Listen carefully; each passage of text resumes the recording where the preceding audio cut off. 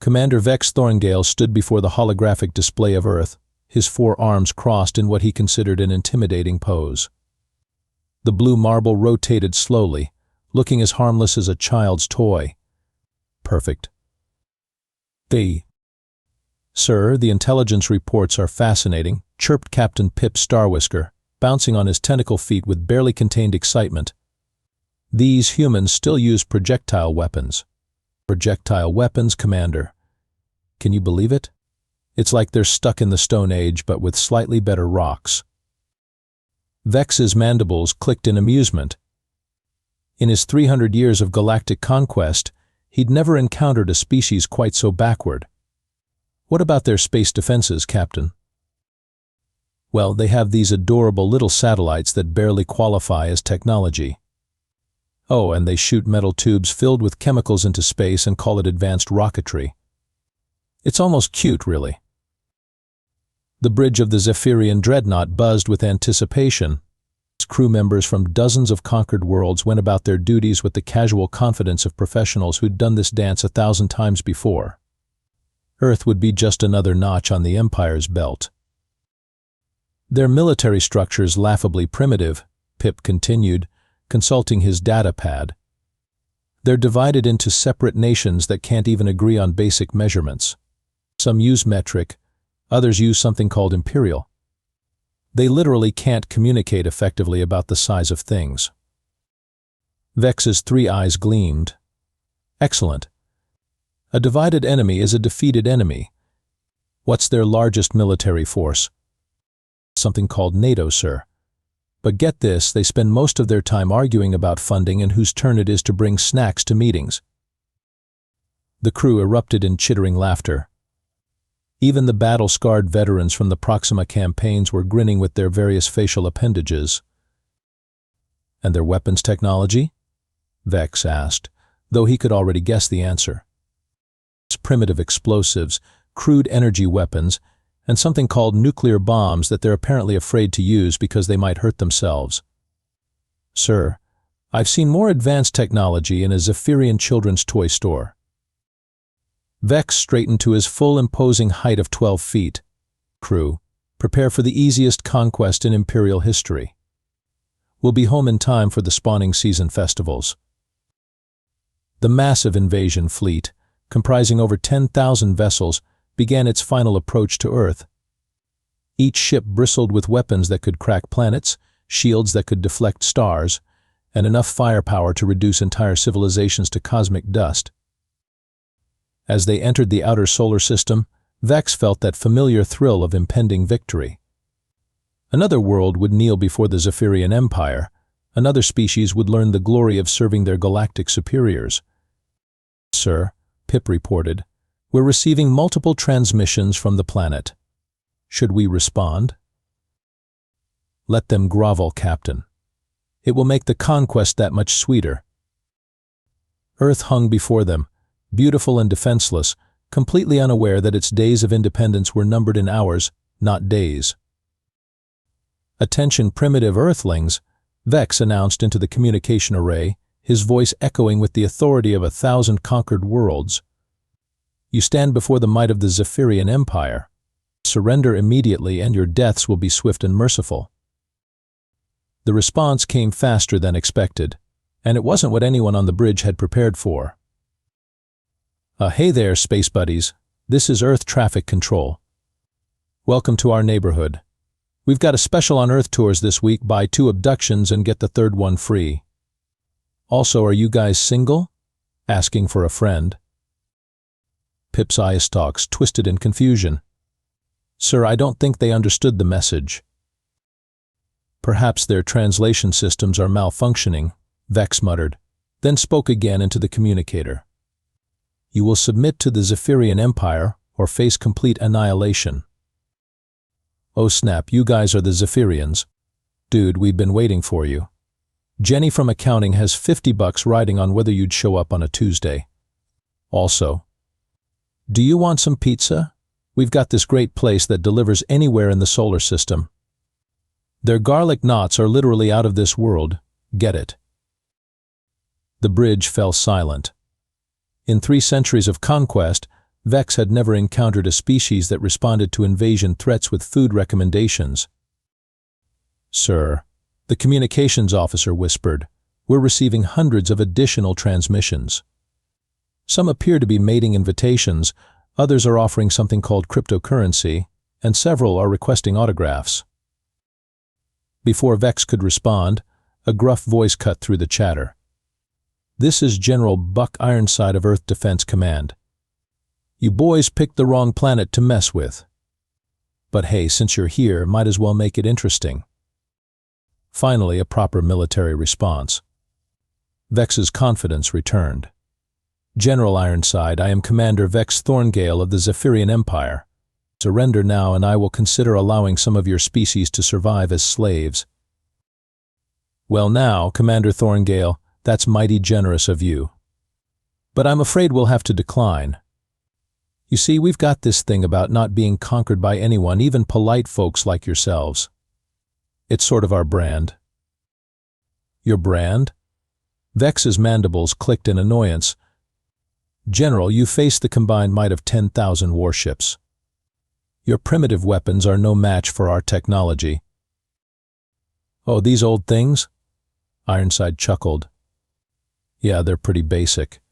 But we've made some modifications you might find interesting. Boys, show our guests what we've been working on." The first volley came not from military installations, but from what appeared to be suburban neighborhoods. Vex watched in bewilderment as modified lawn mowers launched themselves into space, propelled by jury-rigged rocket engines and bristling with improvised weapons. "What in the seven hells?" Vex muttered as his tactical display lit up with hundreds of unconventional projectiles. "Sir," his weapons officer called out, "we're being attacked by what appears to be kitchen appliances. That one looks like a weaponized blender." The Zephyrian shields easily deflected the bizarre assault, but the psychological impact was undeniable. Vex's crew stared at their displays in stunned silence as humans launched everything from modified sports cars to what appeared to be a giant rubber duck armed with plasma cannons. "General Ironside," Vex growled, "what is the meaning of this ridiculous display?" "Oh, that's just the neighborhood watch getting warmed up. Wait until you meet Sergeant Luna Reckmore. She's got some real creative ideas about uninvited guests." As if summoned by her name, a new voice crackled over the communication array. "Evening, Uglies. Luna Reckmore here, and I just want you to know you've made a huge mistake. See, I specialize in making bad days worse, and honey, your day is about to get real bad real fast." Vex was beginning to suspect this conquest might take longer than anticipated. "Deploy Standard Formation 7, Vex commanded, trying to regain control of the situation. "These humans may be unconventional, but they're still primitive." The Zephyrian fleet arranged itself in the time-tested pattern that had conquered 100 worlds. Precision formations, coordinated fire patterns, and overwhelming force. It was beautiful, it was efficient, and it had never failed. Until today. "Sir," the tactical officer reported, voice cracking with confusion, "the humans aren't responding to our formation. They're not forming defensive lines or retreating to fortified positions. They're just sort of wandering around randomly." On the view screen, Earth's defense appeared to be complete chaos. Ships launched from every conceivable location with no apparent coordination, following flight patterns that made no tactical sense whatsoever. "It's like they're improvising everything," Pip whispered, his voice filled with dawning horror. Sergeant Luna Reckmore's voice cut through the tactical channel again. "Hey, Commander, what's his face? You see that big ship on your left flank? The one with all the pretty lights." Vex glanced at his formation. "The Dreadnought Destroyer of Hope? What about it?" "What about it?" "Well, I just want you to know that my cousin Earl is about to ram it with a school bus full of fireworks. Earl's not very bright, but he's got enthusiasm." "That's impossible," Vex scoffed. "Our shields can withstand planet-killer weapons. A primitive vehicle poses no threat." "Oh, the bus won't hurt you," Luna agreed cheerfully. but Earl's got about 50,000 rubber chickens filled with glitter rigged to explode on impact. Your ship's gonna look fabulous. Before Vex could respond, the tactical display showed exactly what Luna had promised. A yellow Earth vehicle, somehow launched into space, collided with the Destroyer of Hope in a spectacular explosion of sparkles and rubber poultry. "Sir," the weapons officer called out, "the Destroyer of Hope is reporting that their external sensors are completely covered in glitter. They can't see anything. And the rubber chickens are somehow interfering with their communications," the communications officer added. "They keep making squeaking sounds." Pip was making a high-pitched whining noise that Zephyrians made when their worldview was collapsing. "Sir, this isn't how invasions are supposed to work. Where's their military structure? Their chain of command? Their tactical doctrine?" "I don't think they have one," Vex muttered, watching as a human vessel that appeared to be a converted ice cream truck somehow disabled another Zephyrian cruiser by playing children's music at frequencies that disrupted their navigation systems. General Ironside's voice returned to the channel. "How you boys doing up there? Need anything? We've got plenty more surprises where those came from." "This is madness," Vex declared. "You're not fighting a war, you're staging some sort of elaborate practical joke." "Well now, Commander, that's where you're wrong. This is exactly how we fight wars. See, you aliens always come here expecting us to play by your rules, use your tactics, follow your nice neat military doctrines. But here's the thing about humans, we don't much care for rules." Luna's voice chimed in again. "Speaking of rules, I just convinced 3 of your ships that they were double parked and needed to move to a different orbital zone. They actually did it. Your people are surprisingly polite." Vex checked his tactical display and confirmed that 3 ships had indeed moved out of formation after receiving what appeared to be parking citations. "This is insane," he muttered. "How do you maintain military discipline without following established protocols?" "Oh, we don't maintain military discipline," Ironside chuckled. "We maintain military creativity. Big difference. Right about now, you're probably wondering why your fancy computer systems are starting to play Earth music." As if on cue, the bridge speakers began playing something called Baby Shark, and Vex watched in horror as his crew began involuntarily moving to the rhythm. "How?" Vex demanded. "Turns out your universal translators work both ways," Luna explained. "We've been uploading our entire cultural database into your systems. By now, your crew should be developing strong opinions about pineapple on pizza." "Sir," Pip reported weakly, "the crew is asking if we have any pizza. Also, half of them are arguing about something called Star Wars versus Star Trek." Vex realized with growing dread that he wasn't just losing a battle. He was losing his crew's sanity. "Attention Zephyrian fleet." General Ironside's voice boomed across all channels. "We're now initiating Phase 2 of Earth's defense protocol." "Phase 2? Vex asked, though he wasn't sure he wanted to know the answer. "Oh yeah," Luna chimed in. "Phase 1 was just us being friendly. Phase 2 is where we get serious about making your lives miserable." "Impossible," Vex declared. "We have encountered every form of warfare in the galaxy. Kinetic weapons, energy beams, biological warfare, psychological manipulation. There is nothing you primitives can show us that we haven't seen before." "Well," Commander Ironside drawled, "you ever been on hold with customer service?" Before Vex could ask what that meant, every communication channel on every ship in the fleet was flooded with the most soul-crushing sound in the known universe. Elevator music, interspersed with a cheerful voice saying, "Your call is important to us. Please stay on the line. Your estimated wait time is 4 hours and 37 minutes. "We can't turn it off," the communications officer reported in panic. "It's overriding all our systems." "Sir," the weapons officer called out, "I'm receiving a transmission that appears to be a form to fill out before we can continue our invasion." "A form?" Vex grabbed the datapad and stared at it in horror. It was 17 pages long and asked for everything from his mother's maiden name to his favorite color.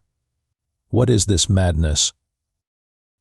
Oh, that's just our standard hostile alien invasion permit application, Luna explained. You'll need to fill that out in triplicate, get it notarized by 3 different Earth agencies, and wait 6 to 8 weeks for processing. No exceptions. But we're invading you, Vex protested. Sure, but you still need the proper paperwork. This is a civilized planet, Commander. We have procedures. Pip was now rocking back and forth in his command chair. Sir, I'm receiving additional forms. Apparently we need environmental impact assessments for each weapon we plan to use, insurance coverage for potential damages, and something called a space vehicle registration. And don't forget your intergalactic visitor's tax, Ironside added. That's a big one. We'll need to see proof of income for the last 3 fiscal years. The tactical display showed that human ships were now approaching the Zephyrian fleet, but instead of weapons, they appeared to be carrying clipboards and folders. Sir, the sensors officer reported weakly, they're boarding our ships. But they're not carrying weapons. They have briefcases and calculators. We're being audited, someone whispered from the back of the bridge. That's right, Luna confirmed. Earth's most elite fighting force, the IRS Interplanetary Division. These folks can find tax violations in a vacuum. They once audited a black hole and found it owed back taxes for all the light it consumed. Vex watched in mounting horror as his crew began receiving individual visits from humans in business suits who asked polite, but increasingly invasive questions about their personal finances, life choices, and whether they'd ever considered switching to a career in renewable energy. This is psychological warfare, he gasped. Nah, this is just Tuesday, Ironside replied. Wait until you meet our secret weapon. You have more. Vex's voice cracked. Oh boy, do we ever. Tell him about Florida, Luna. Sir? Luna's voice took on an ominous quality. I'd like you to meet my cousin Randy. He's from Florida. A new voice joined the channel, and Vex immediately knew something was very wrong. This voice sounded like it had seen things that shouldn't exist and had decided to wrestle them for fun. Hey there, space folks, Randy here. Why, all picked the wrong planet to mess with. See, I was just minding my own business, feeding my pet alligator some leftover pizza, when my cousin Luna calls and says we got ourselves some uninvited visitors. Now, I don't know much about space warfare, but I do know about making people regret their life choices. What exactly does that mean? Vex asked, though he was afraid to hear the answer. Well, I've got about 300 pounds of glitter bombs, a dozen angry flamingos, and a crane full of inflatable lawn ornaments. And that's just what I had lying around the house. Give me an hour and I can really get creative. Vex looked at his tactical display and saw something that defied all logic. A human in shorts and flip-flops riding what appeared to be a weaponized manatee through space, somehow surviving in a vacuum while dual-wielding pool noodles that were firing laser beams. How is that even possible? He whispered. Randy's special, Luna explained. Florida does things to people, changes them, makes them immune to logic, physics, and common sense. He once arm wrestled a hurricane and won. That's when Vex realized the truth. Earth wasn't just defending itself. It was actively trying to drive him insane. Full retreat, Vex ordered, his voice barely above a whisper. All ships, full retreat immediately. Sir? Pip looked up from his datapad, where he'd been inexplicably calculating his taxes for the past hour. We can't retreat. We haven't even fired a shot yet. We're not retreating from a battle, Captain. We're retreating from whatever this is. Vex gestured helplessly at the view screen, where Randy was now teaching a group of Zephyrian fighter pilots how to do donuts in space while riding dolphins made of pure energy. Attention retreating space friends, General Ironside's voice followed them as they tried to escape, before you go, we need to discuss your final bill. Our what? Vex's three eyes bulged. Well, you used our airspace, you littered our orbital zones with weapons fire, and frankly, your ships have been emitting some serious carbon footprints. Earth's going green, you know. We'll need to charge you for carbon offset credits. Sir, the communications officer reported, they're also billing us for the entertainment value of the invasion. Apparently, the entire planet was watching, and they're treating it like a pay-per-view event. Luna's voice crackled through the speakers. Oh, and Commander, you should know that your crew has been participating in our online polls. 73% of them voted that Earth has better snacks than the Zephyrian Empire. The other 27% are asking if they can defect. Vex spun around to look at his bridge crew and was horrified to see that half of them were wearing I Love Earth t-shirts and the other half were arguing about something called pineapple pizza. This is Lieutenant Zork, one of his officers announced, raising his hand. I'd like to formally request asylum on Earth. These humans have introduced me to something called chocolate, and I can never go back to a life without it.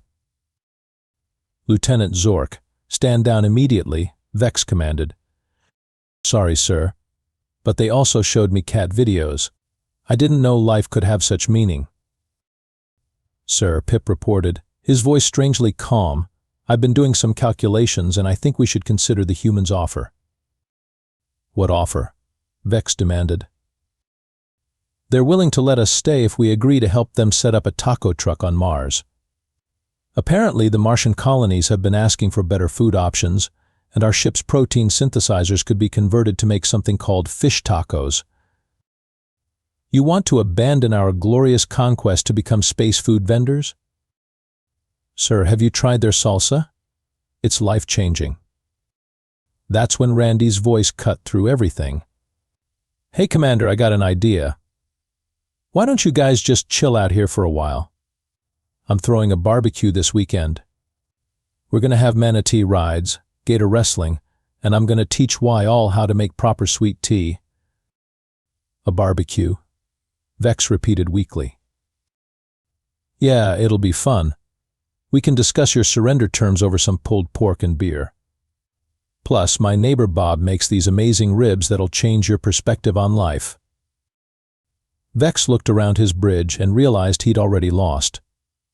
Half his crew was discussing Earth cuisine, the other half was filling out applications for something called a green card, and his second-in-command was watching cat videos on a data pad while making little cooing sounds. Sir, the tactical officer called out, the humans are now sending us care packages. This one contains something called hot sauce and a note that says welcome to the neighborhood. And sir, the communications officer added, they've started a group chat for the entire fleet. It's mostly memes and pictures of food, but it's surprisingly wholesome. Vex slumped into his command chair and accepted the inevitable. The mighty Zephyrian Empire hadn't been defeated by superior weapons or military tactics. They'd been defeated by radical kindness, weaponized bureaucracy, and something called Florida Man. Set course for the nearest space station, he ordered quietly. We're going home.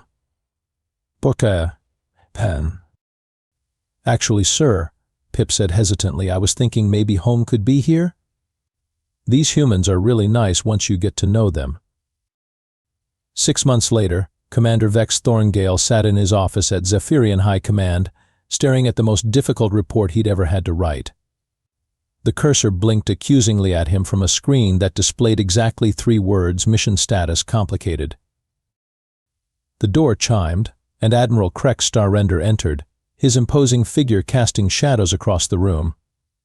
Commander Thorngale, I trust you have an explanation for why the greatest invasion fleet in our history has completely vanished? Vex cleared his throat. Well, sir, they haven't exactly vanished. They've relocated. Relocated? To Earth, sir. Permanently. The Admiral's 4 eyes narrowed dangerously. You're telling me that 10,000 ships and their crews have defected to a primitive backwater planet? In their defense, sir, the humans have excellent benefits packages. Full health care, dental, and something called unlimited vacation days. Plus, they've discovered this thing called pizza that's apparently better than our traditional nutrition paste.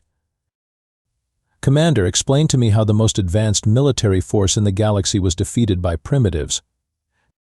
Vex took a deep breath. Sir, I don't think they defeated us so much as they absorbed us. It's hard to explain, but these humans have this way of making you question your life choices. One minute you're conducting a standard invasion. The next minute you're discussing your feelings and learning to make something called guacamole. That's impossible. Sir, I thought so too. But they have this thing called therapy, and apparently several of our crew members had unresolved issues with their parents. The humans helped them work through it. Admiral Starrender began pacing, which was impressive given his 12 legs. What about their military capabilities? Surely they put up some resistance? Well, sir, that's where it gets complicated. They don't really have a military in the traditional sense. They have something called Florida Man, which appears to be a force of nature that defies all known laws of physics and common sense. Florida Man? Not? Yes, sir. I've included a detailed report on Randy. He single-handedly convinced half our fleet to surrender by offering them rides on weaponized manatees and something called sweet tea that's apparently addictive. The Admiral stopped pacing. Are you telling me that our invasion was defeated by a beverage? Among other things, yes, sir. They also deployed weaponized bureaucracy, forced us to fill out forms, and introduced our crew to cat videos. Sir, I don't think anyone could have prepared for cat videos. At that moment, Vex's communicator chimed with an incoming message. The screen lit up with Captain Pip Starwhisker's face, but he looked different. Relaxed. Happy. He was wearing a Hawaiian shirt and had a flower crown on his head. Hey Vex, buddy. Greetings from Earth. I just wanted to let you know that the taco truck is doing amazing. We're expanding to Europa next month. Oh, and Randy taught me how to surf. Who knew riding waves of liquid water could be so therapeutic? Captain Starwhisker, Admiral Starrender growled. Report your status immediately. Oh, hey, Admiral. Great to see you. Listen, you should totally come visit. The humans are throwing something called a music festival next week, and they said you're invited. They've got this band called Earth, Wind, and Fire that's apparently perfect for Zephyrians with multiple lungs. Captain, this is desertion. Actually, sir, we prefer to call it cultural exchange. Plus, Luna got me this great job as a lifeguard. Turns out, having eye stalks makes it really easy to spot people in trouble. The transmission ended, leaving Vex and the Admiral in silence.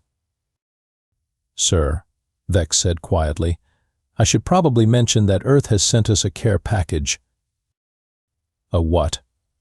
Meat hot sauce, sir, and a welcome basket with something called beef jerky and a note that says thanks for being such good sports. Come visit any time. Love, Earth. Admiral Starrender stared at the package for a long moment, then picked up the hot sauce and examined it suspiciously. Commander, in your professional opinion, should we attempt another invasion? Sir, I've already submitted my recommendation. Earth should be classified as a Level 9 friendship zone. Do not invade under any circumstances. Approach only with care packages and an open mind. And why exactly does no one ever return from Earth, Commander? Vex smiled for the first time in months. Because, sir, they don't want to. Earth doesn't conquer you. It adopts you. And apparently, once you've been adopted by humans, everything else just seems kind of boring in comparison. The Admiral opened the hot sauce, took a small taste, and his expression slowly changed. Commander, cancel all my meetings for the week. I need to research these humans more thoroughly. Of course, sir. Should I book you a shuttle to Earth? For research purposes only, you understand. Absolutely, sir. I'm sure Randy would love to teach you how to wrestle alligators. And that's how the Zephyrian Empire quietly added Earth to their Do Not Disturb list, right next to black holes, tax auditors, and that one planet where everything is made of lava, but somehow they still have excellent customer service. Some conquests, it turns out, work both ways.